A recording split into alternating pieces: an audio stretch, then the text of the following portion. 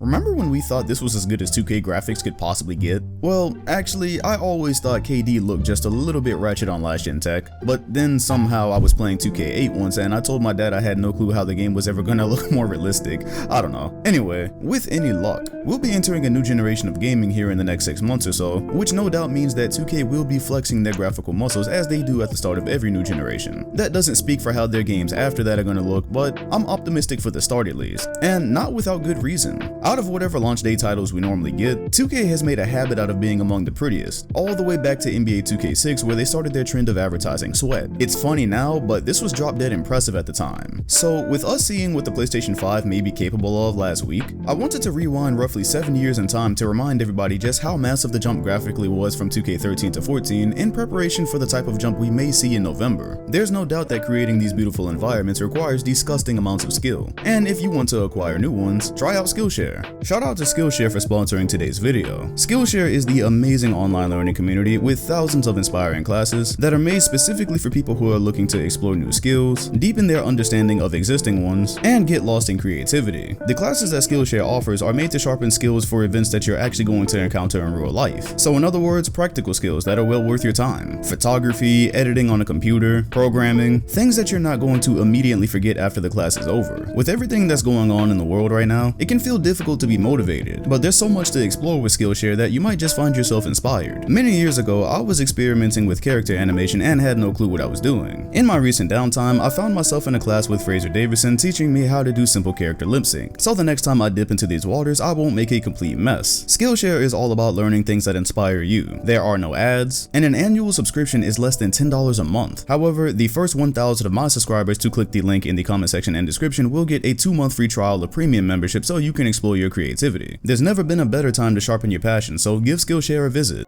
The new consoles are allegedly supposed to bring one of the, if not the biggest jump in power across generations in gaming history. Combine that with the fact that 2K20 isn't actually as pretty as the game we started this console generation with, and I have a feeling we'll be shocked and awed by what 2K21 looks like. Shock and awe. That perfectly describes the feeling that 2K14 elicited. From the moment the opening trailer started rolling, we knew something big was happening. And I'll never forget that first week I spent with the actual gameplay just thinking that I was never gonna get over how good this game looked. 7 years later, it turns out I was right. 2K doesn't do everything great, but I think we can pretty much guarantee based off these examples that they'll be taking advantage of the jump in power for the graphics. So for the jump that we experienced, we'll start by placing these side by side, and it feels almost impossible that these games were released within around a year of each other. That's most likely due to the lighting, but the environments also feel like completely different worlds, so let's take a look at some of the details that help make that happen. The very obvious first step is that the crowd saw a massive upgrade. 2K13 crowds look like an assortment of shapes reacting to on-court events, which makes it hilarious that this game had actual celebrities we were supposed to recognize. 14 on the other hand had fully modeled people that you could distinguish, along with detailed clothing. Alongside the fact that this generation's crowd took pictures on their phones during timeouts and such, I'm expecting 2K21's crowds to really spruce up the environment through different interactions. It felt like LeBron James was the player they put the most emphasis on that year if you remember the commercial, and it made it hilarious that this 2K13 design ever passed for LeBron without anyone questioning it. When this game came out, I had a weird fascination with the goal design, and well, 2K's after quarter cuts made a point to show them off, for good reason too. About the only thing they didn't really nail here was the net, which for some reason modders have always been better at. But other than that, they'd fully detailed the cameras, wires leading to the cameras, and they went as far as to ensure that you could see the individual lights at the top that made up the buzzer. Same for the shot clock too.